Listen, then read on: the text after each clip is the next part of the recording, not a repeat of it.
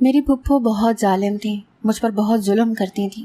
ایک دن ایک خواجہ سرا محلے میں آیا تو میں خواجہ سرا بن کر اس کے ساتھ چلی گئی تاکہ میری اس جہنم سے جان چھٹ جائے اور میری عزت بھی محفوظ رہے گی۔ گرو نے مجھے ناچنا سکھایا اور مانگنے کے لیے بھی مجھے ساتھ لے جاتا۔ وہ خواجہ سرا تھا، اسی لیے میں کبھی اس کے کمرے میں ہی سو جایا کرتی تھی۔ ایک رات اچانک میری طبیعت خراب ہوئی تو گرو مجھے ہسپتال لے گیا۔ جب صبح میری آنکھ کھلی تو میرے سر پر آسمان ٹوٹ پڑا۔ میں چکرا کر رہ گئی کیونکہ میں حاملہ۔ میں بدکار ہرگز نہیں تھی، میری رگوں میں ایک شریف ماں باپ کا خون تھا۔ میں نے کوئی گناہ نہیں کیا تھا، میرا قصور بس یہ تھا کہ میں یتیم اور بے سہارا تھی۔ میرے والدین کی ایک حادثے میں موت واقع ہو گئی تھی، اسی لیے میری پھپھو مجھے اپنے گھر لے گئی۔ میری عمر 16 سال تھی۔ جب میں پھپھو کے گھر آئی تو میری پھپھو کا شوہر مجھے اچھی نظر سے نہیں دیکھتا تھا۔ بار بار وہ میرے قریب آنے کی کوشش کرتا اور میں پیچھے ہٹ جاتی۔ میری پھپھو کی کوئی اولاد نہ تھی، وہ اکیلی ہی رہتی تھی، اسی لیے مجھے اپنے گھر لے تو آئیں لیکن مجھ سے نوکرانی کی طرح سے کام کرواتی تھی اور ان کا شوہر الگ میری جان کا عذاب بن گیا تھا۔ ایک بار میں کپڑے دھو کر اوپر چھت پر ڈالنے گئی تو نہ جانے کب میرا پھپھا موقع پا کر اوپر آ گیا۔ میں کپڑے رسی پر پھیلا رہی تھی، مجھے دیکھ کر وہ شخص مسکرانے لگا۔ میں نے جب ان کی طرف دیکھا تو وہ آنکھ ونک کر کے بیہودہ گانا گانے لگے۔ میں بری طرح سے گھبرا گئی تھی۔ میں نے جلدی سے کپڑے رسی پر جیسے تیسے ڈالے اور نیچے اتر گئی۔ میرا دل زور زور سے دھڑکنے لگا تھا۔ یہ کیا حرکت تھی جو میرے پھپھا کر رہے تھے؟ میں نے پھپھو سے اس لیے نہیں کہا کہ وہ مجھے ہی برا بھلا کہتی تو میں کہاں جاتی، میرا تو کوئی ٹھکانہ بھی نہیں تھا۔ ایک بار میں صحن میں رکھے پرندوں کو باجرہ ڈال رہی تھی۔ میری پھپھو دوپہر کو سو جاتی تھی۔ آج چھٹی کا دن تھا تو میرا پھپھا بھی اپنے کمرے میں ہی تھا۔ میرے دل کی بات تو یہاں بھی سننے والا کوئی نہ تھا، اسی لیے میں جب بھی کاموں سے فارغ ہوتی تو پرندوں کے ساتھ باتیں کرنے لگتی۔ ابھی بھی میں گنگنا رہی تھی جب میرے عقب میں سے کسی نے آ کر میرے منہ پر ہاتھ رکھ دیا۔ دوپہر کا وقت تھا، گرمیوں کے دن تھے، اسی لیے موقع پا کر پھپھا مجھے کونے میں لے گیا۔ پھر اس نے میرے منہ سے ہاتھ ہٹایا لیکن میرا ہاتھ پکڑ لیا۔ میں اس کی اس جرت پر حیران اور پریشان سی رہ گئی۔ میں نے کہا یہ کیا بدتمیزی ہے، میں شور مچا دوں گی، چھوڑو میرا ہاتھ۔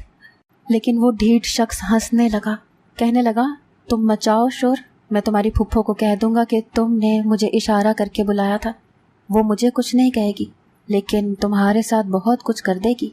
میں نے اس کے ہاتھ پر دانت کاٹے اور اس سے اپنا ہاتھ چھڑوا کر اپنے کمرے میں چلی گئی اور دروازہ بھی بند کر دیا۔ میں بہت ڈر گئی تھی کیونکہ میں جانتی تھی کہ میری پھپھو میری بات کا اعتبار نہیں کریں گی۔ ایک بار میں اپنے چھوٹے سے کمرے میں سو رہی تھی، مجھے آہٹ کی آواز سنائی تھی، اسی لیے میں نے آنکھیں کھول کر دیکھا لیکن گھپ اندھیرا تھا۔ اس وقت جس قدر اندھیرا تھا مجھے کچھ بھی نظر نہیں آ رہا تھا۔ میں نے غور سے اپنی آنکھیں پھیلا کر دیکھا تو میرے ہوش اس وقت اڑے جب ایک شخص کا سایہ سا مجھے اپنے کمرے میں محسوس ہوا۔ اس سے پہلے کہ میں اٹھ کر بیٹھتی وہ شخص میرے پاس پہنچ گیا تھا۔ میری کھلی آنکھیں دیکھ کر اس نے میرے منہ پر ہاتھ رکھ دیا، پھر میرے کان کے پاس آ کر کہنے لگا کہ چپ چاپ میری خواہش پوری کر دو ورنہ میں تمہاری پھپھو سے کہہ دوں گا کہ اس نے مجھے اپنے کمرے میں بلایا ہے۔ میرا سر یہ سن کر چکرانے لگا تھا۔ وہ شخص مجھے گناہ کے لیے دھمکانے لگا، کہنے لگا تم نے میری بات نہ مانی تو میں تم پر الزام لگا دوں گا۔ میں اس کی بات نہیں مان سکتی تھی، کبھی بھی ایسا گناہ نہیں کر سکتی تھی، اسی لیے میں نے انکار کر دیا۔ میری آواز اس خاموشی میں گونجنے لگی۔ وہ شخص مجھ سے زبردستی کرنے لگا اور میں شور نہ مچا سکوں اسی لیے وہ بار بار میری آواز بند کرنے کے لیے میرے منہ پر ہاتھ رکھ رہا تھا، لیکن شور کی وجہ سے میرے کمرے کا دروازہ بجنے لگا۔ وہ شخص بہت خوف زدہ ہو گیا۔ میں نے اس شخص سے اپنا آپ چھڑوایا اور جا کر دروازہ کھول دیا۔ میری پھپھو سامنے کھڑی تھی، میں بے تحاشا رو رہی تھی۔ پھپھا نے کہا کہ میں نے اسے کمرے میں بلایا تھا۔ میرے انکار پر بھی پھپھو نے میری بات پر یقین نہ کیا اور مجھے بد چلن کہنے لگی اور مجھے بہت مارا۔ مجھے کہنے لگی کہ تم مر گئی میرے لیے، دفع ہو جاؤ میرے گھر سے۔ میں پھپھو کے قدموں میں بیٹھ کر رونے لگی، کہنے لگی کہ میری بات کا اعتبار کریں، لیکن پھپھو نے مجھے گھر سے باہر نکال دیا۔ میں روتے ہوئے گھر سے باہر نکلی تھی، سنسان راستے پر جا رہی تھی۔ میں ایک فٹ پاتھ پر بیٹھ گئی۔ کچھ ہی دیر میں وہاں ایک بڑی سی بس آ کر رک گئی، اس میں بارات جا رہی تھی۔ وہ بس وہاں خراب ہو گئی تھی جہاں میں بیٹھی تھی۔ مجھے نہیں پتا تھا کہ میرے نصیب میں کیا ہے۔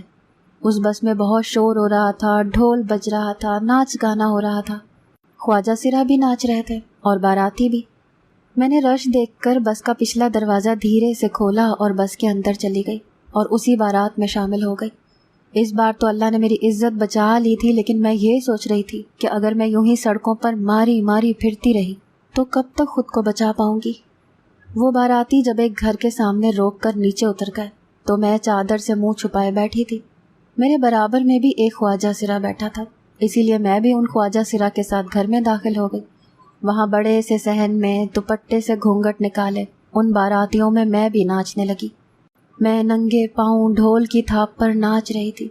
मुझे नाचते हुए होश ही नहीं रहा, मैं झूम रही थी। खुशी के मौके पर तो बहुत लोग खुशी के मारे नाचते झूमते देखे होंगे, लेकिन मेरे आंसू बतदरीज बह रहे थे। लेकिन मैं नाच रही थी, रो रही थी, मुझे इर्द गिर्द की कोई होश ना थी। जैसे जैसे ढोल बजने में तेजी आ रही थी, मेरे पैरों पर मेरा इख्तियार ना था। मैं घूंघट में ये भी नहीं देख पा रही थी कि मेरे साथ कोई दूसरा भी नाच रहा है या नहीं। मेरे बेइख्तियार चलते पैर, लचकती कमर, लहराते हाथ उस वक्त रुके जब ढोल की आवाज़ बंद हो गई। एकदम मैं हाँपते हुए रुक गई थी। मुझे लगा मैं किसी ट्रांस से बाहर निकली हूँ, होश में वापस आई हूँ। जब मैंने दुपट्टे से बाहर झांक कर देखा तो सब लोग हैरत से आंखें फाड़े मुझे ही देख रहे थे। वहाँ नाचने वाली बस मैं थी और कोई नहीं। शादी के हंगामे में भी सब चुपचाप मेरा नाच देख रहे थे। सबकी नज़रें अपनी तरफ मरकूज देखकर मुझे खिफ़्फ़त ने आन घेरा। इससे पहले कि मुझसे कोई सवाल जवाब शुरू करता, मैं ख्वाजा सिरा जहाँ खड़े थे वहाँ जाकर खड़ी हो गई। लोगों ने समझा कि मैं भी उनके साथ हूँ, इसीलिए मेरी तारीफ करते हुए दुल्हा के बाप ने ख्वाजा सिराओं के गुरु को ज़्यादा पैसे दिए कि इस हीजड़े ने अच्छी महफिल जमाई है। वो उस वक्त तो चुप सा रहा, पैसे भी जेब में डाल लिए, लेकिन कनखियों से मुझे देखने लगा। उसके बाद जैसे ही शादी ख़त्म हुई वो लोग वापस जाने के लिए घर से बाहर निकले, मैं भी उनके साथ ही बाहर चली गई। वो गुरु कहने लगा, तुम कौन हो? तुम मेरे लोगों में से नहीं हो। मैंने कहा, मैं भी ख्वाजा सिरा हूँ, मुझे नाचना भी आता है। वो गुरु तो मेरी बात सुनकर चुप सा हो गया, लेकिन उसके साथ खड़े दूसरे ख्वाजा सिरा मेरी हिमायत में बोलने लगे। कहने लगे, ये अच्छा नाचता उस्ताद, इसे अपने पास रख लेते हैं, आज तो इसने महफिल ही जीत ली। वो गुरु मुझे रखने के लिए मान गई, मुझे अपने साथ ले गए। वो घर बहुत छोटा सा था जहाँ वो रहते थे, बस 2 कमरों पर मुश्तमिल था। एक में वो ख्वाजा सिरा रहते थे और उस गुरु के मातहत थे। दूसरे कमरे में वो गुरु अकेला रहता था।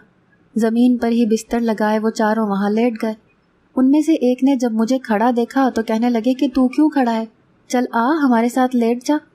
ये सुनकर तो मुझे झुरझुरी सी आने लगी। मैं उनके साथ लेटने से कतरा रही थी, मैं सख्त घबरा सी गई। मैं एक लड़की थी, इसलिए उनके साथ लेटने और सोने से घबराना एक फितरी सी बात थी। मैंने कहा, मुझे बंद कमरे में नींद नहीं आती, मैं अकेली सहन में सो जाऊंगी। ये कहकर मैं कमरे से बाहर निकल आई। सहन में बस एक ही चारपाई रखी थी और वो भी टूटी हुई। मैंने उसी को गनीमत जाना और उस पर सो गई। सुबह मुझे किसी ने झंझोड़ कर उठाया। मेरी आंख खुली तो वो गुरु था। मुझे कहने लगा, तू यहाँ क्या कर रहा है, अंदर क्यों नहीं सोया? मैंने कहा, मुझे सहन में खुली फिजा में नींद आती है। वो मुझे गौर से देखने लगा। मैंने जल्दी से अपना दुपट्टा खुद पर ओढ़ लिया। कहने लगा, देख, मैं जानता हूँ कि तुम एक लड़की हो, हमारी ज़ात बरादरी की नहीं हो। वो कैसे मेरी हर बात जान गया था? मैं उसके सामने रोने लगी। कहने लगी कि मैं बेआसरा हूँ, अगर उसने मुझे पनाह ना दी तो मैं बर्बाद हो जाऊंगी। मैंने उसे सारी बात सच सच बता दी। वो मेरी बात सुनकर बोला, तुम्हारी फुप्पो ने तुम्हारे साथ बहुत बड़ा जुल्म किया है। कहने लगा, देखो, हमारा पेशा नाच गाना है, अगर तुम यहाँ रहोगी तो तुम्हें हमारे साथ नाच गाना करना पड़ेगा। मेरे पास उसकी बात मानने के अलावा दूसरा कोई चारा ना था। वो गुरु मुझे शादियों में लेकर जाता था, मैं भी उनकी तरह नाचने लगती थी, लेकिन अजीब बात यह थी कि मेरा नाच गाना वहाँ सबको पसंद आ जाता था। इसी वजह से गुरु मुझे ख़ास अहमियत देने लगा था।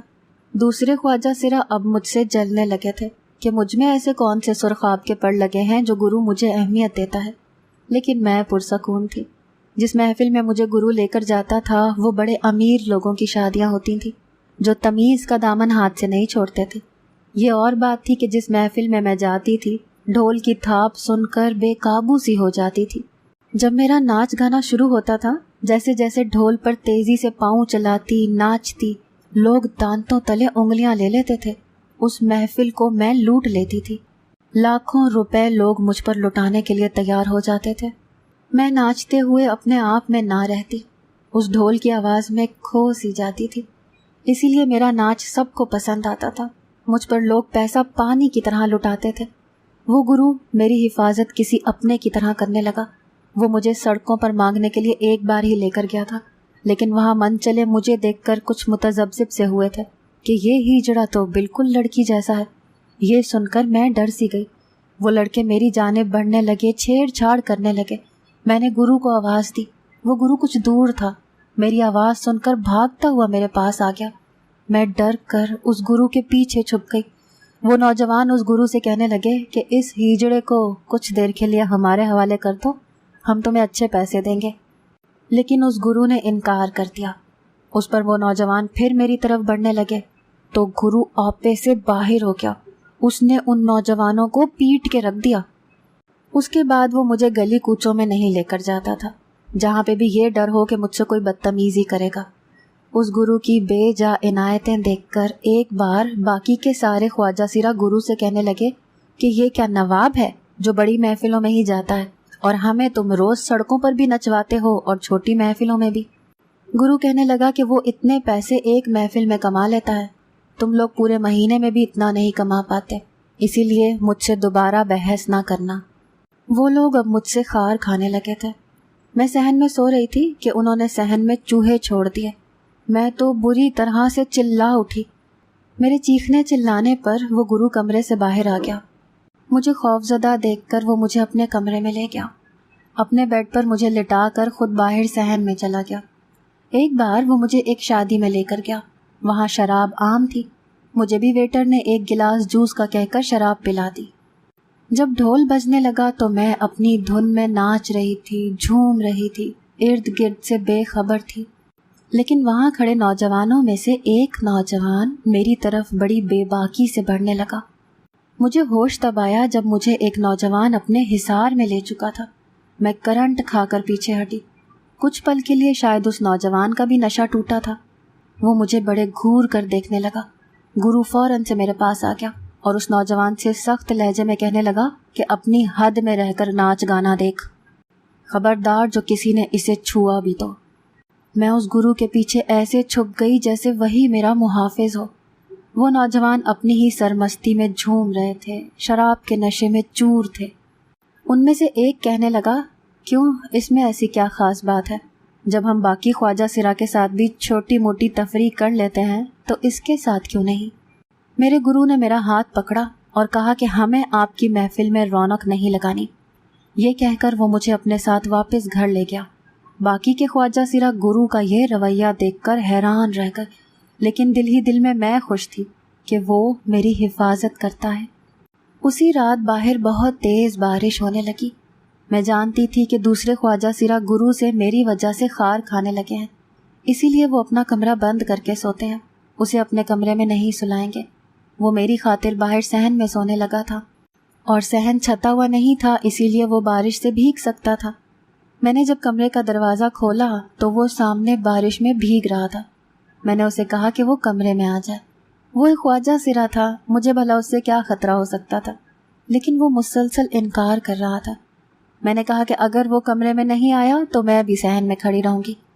میری بات سن کر وہ کمرے میں آ گیا اور زمین پر اپنا بستر بچھانے لگا. میں نے کہا کہ وہ اوپر بیڈ پر سو جائے، زمین پر میں لیٹ جاتی ہوں. نہ جانے کیا بات تھی کہ اس نے اختلاف نہیں کیا اور بیڈ پر جا کر لیٹ گیا. میں بھی زمین پر لیٹ کر سو گئی. لیکن بادلوں کی گرج نے میرا دل دہلا دیا تھا. میں اٹھ کر بیٹھ گئی. کمرے میں گھپ اندھیرا تھا، شاید لائٹ جا چکی تھی. بارش بہت زیادہ ہو رہی تھی. مجھے بادل کی گرج سے بہت خوف آتا تھا، اسی لیے میں جا کر بیڈ پر لیٹ گئی. وہ گرو بے خبر سو رہا تھا. میں اسی بیڈ کے دوسرے کنارے پر جا کر سو گئی. اپنے خوف کو کچھ کم کرنے کے لیے میں نے اس کا ہاتھ پکڑ لیا. پھر شاید اس شراب کا نشہ مجھے غافل کرنے لگا.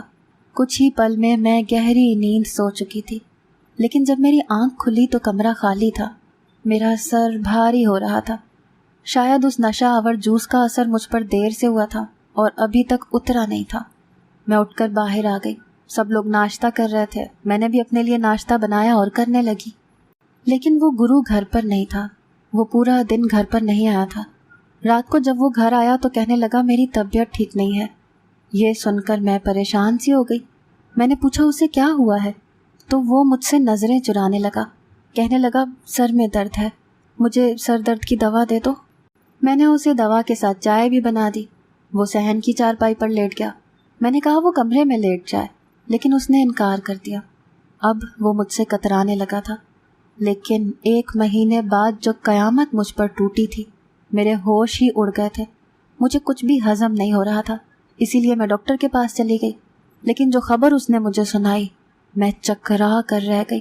ایسا کیسے ممکن تھا؟ ڈاکٹر کی رپورٹ کے مطابق میں حاملہ ہو چکی تھی، لیکن مجھے تو ایسا کچھ بھی یاد نہیں تھا۔ میرے ساتھ ایسا کون کر سکتا ہے؟ جن لوگوں میں رہ رہی تھی، مجھے ان سے اپنی عزت کا کوئی خطرہ نہیں تھا، تو پھر میں کیسے؟ میں حد درجہ پریشان تھی۔ گھر آ کر بھی میں اسی نہج پر سوچ رہی تھی۔ مجھے ایسا کچھ بھی یاد نہیں آ رہا تھا۔ میں نے نہ دوپہر کا کھانا کھایا نہ رات کا، رو رو کر میری آنکھیں سوج چکی تھیں۔ گرو مجھے ہی دیکھ رہا تھا، مجھ سے 2-3 بار پوچھ بھی چکا تھا کہ تمہیں کیا ہوا ہے، تم مجھے ٹھیک نہیں لگ رہی۔ میں اس سے کیا کہتی، کیسے کہتی؟ میں نے نفی میں سر ہلا دیا۔ میرا دماغ سوچ سوچ کر سوچنے سے قاصر ہو چکا تھا، لیکن میرے ہاتھ میں کوئی ایسا سرا نہیں مل رہا تھا کہ جس سے میں یہ جان سکتی کہ میرے ساتھ زیادتی کس نے کی ہے۔ اگلے روز مجھے پھر سے الٹیاں ہونے لگی۔ گرو اس وقت گھر پر ہی تھا۔ میری بگڑتی حالت دیکھ کر کہنے لگا چلو تمہیں ڈاکٹر کے پاس لے چلو، لیکن میں نے انکار کر دیا۔ میں نے کہا مجھے کہیں نہیں جانا۔ یہ کہہ کر میں رونے لگی۔ وہ مجھے دیکھ کر پریشان سا ہو گیا۔ میں بھی سوچ سوچ کر تھک سی گئی تھی اور اپنی حالت سے بھی پریشان تھی۔ میں نے کہا میرے ساتھ کسی نے گناہ کر دیا ہے، لیکن میں نہیں جانتی کہ کس نے کیا ہے، مجھے کچھ بھی یاد نہیں ہے، میں امید سے ہو چکی ہوں۔ یہ کہہ کر میں رونے لگی، اور وہ یہ سن کر بدحواس سا ہونے لگا۔ مجھ سے کہنے لگا تم پریشان مت ہو۔ میں نے کہا میں کیسے پریشان نہ ہوں، لوگ مجھے لڑکی نہیں خواجہ سرا سمجھتے ہیں، پھر یہ سب، میں اب یہاں بھی نہیں رہ سکتی، اب میں کہاں جاؤں گی؟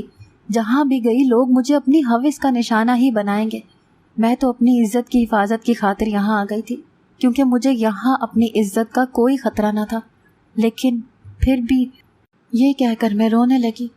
میں نے کہا میں پھر بھی برباد ہو گئی۔ وہ مجھے روتے ہوئے دیکھ کر پریشان ہو گیا، کہنے لگا ایسا کرو مجھ سے نکاح کر لو۔ اس کی بات سن کر میں نے حیرت سے اسے دیکھا۔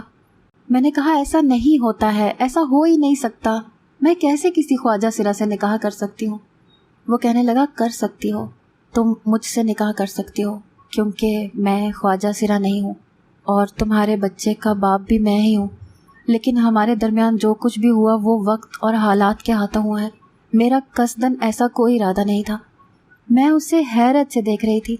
وہ کہنے لگا میں بہت چھوٹا تھا جب ٹرین میں اپنے گھر والوں کے ساتھ سفر کر رہا تھا۔ رات کے پہر ہماری گاڑی ایک اسٹیشن پر رک گئی۔ ٹرین میں کچھ خواجہ سرا اوپر چڑھ گئے اور بھیک مانگنے لگے۔